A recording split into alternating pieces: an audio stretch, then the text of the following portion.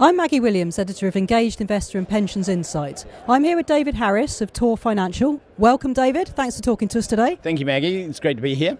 So we're at the National Association of Pension Funds conference, but is it all about pensions anymore? I think it's more about non-pension saving as well. Unfortunately, the NAPF is slightly lagging behind in terms of catching up with the global tidal wave of savings change. And that is clearly being seen through corporate platform development. Non-pension, pension saving, and this is something the NAPF needs to grasp now.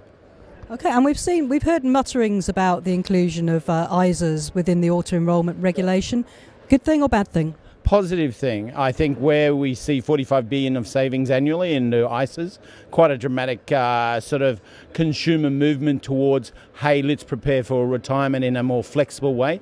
But don't forget the share save programs, very popular, great level of uptake, and increasingly we're seeing is, what do I do with my disbursement funds? How can I retire in an effective manner? And I think corporate platforms will engage or engineer or help that process along.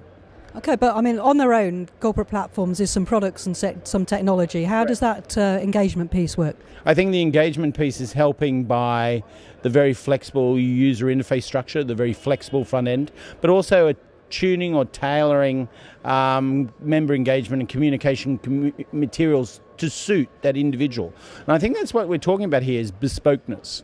Bespokeness in terms of plan design. Too often we've seen in this country and elsewhere in Australia and the US that DC design is very much geared towards one size fits all. And what we're seeing today, as we've seen with Twitter and as we've seen with Facebook, is people want individualism, and benefit structures have to reflect that going forward.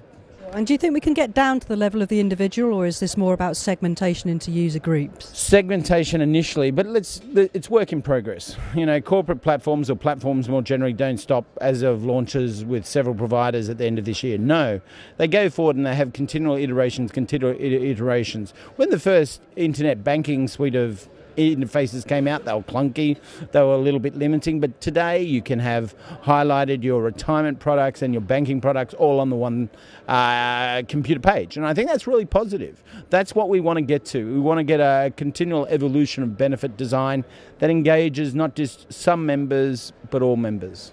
Sure. And what part does auto-enrolment have to play in this? That's saying you've got to be in the pension, so where does the rest of the corporate platform fit around that? Auto-enrolment, let's not forget, 5 to 7 million people are now going to be engaged very shortly in the next 5 or so years. So you're going to have a flood of new savers, new people who are participating in these schemes. So clearly what the corporate platform or what any design structure will have to keep in mind is, how do we engage smaller investors, smaller pension savers, if you like, and those people who are approaching retirement. So what we're thinking with auto-enrolment is this: a lot of people going in, a lot of people going out, and how do you keep those people engaged? The real challenge will be not getting people into savings or not getting people into a plan. It's going to be, how do you get them to increasingly contribute funds to their savings, but also get them to engage on a continual basis.